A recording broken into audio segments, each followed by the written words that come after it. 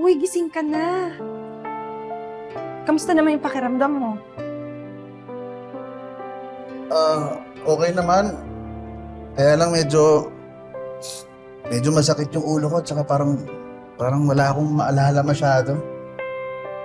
Naka-short-term memory loss lang yan. Siguro sa tindi ng anesthesia mo since major operation yung ginawa sa'yo. Okay lang. At least, tapos na yung operasyon at saka medyo maganda yung gising ko. Pagdilat ko, ang ganda-ganda na nasa harapan ko. Parang anghel. Pwede ko bang makuha yung number?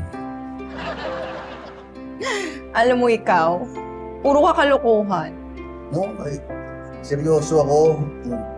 Ang ganda-ganda mo talaga at saka sexy mo. Alam mo, type kita eh. Thank you naman. Alam mo, type din kita eh. Talaga. Pwede bang labas ko dito eh, magkita tayo? Sure. Talaga. Pero, pwede, secret lang muna natin ha. Baka kasi malaman ng misis ko eh. Seryoso ka? Oo, siseryosohin kita. Para sa'yo, iiwan ko yung misis ko agad-agad. Ano, game? Ano ba yung hiya ka pala eh, ha? Saan na ba yung misis mo eh? Ha?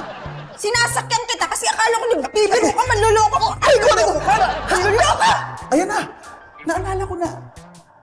Han! Aray ko! Bota!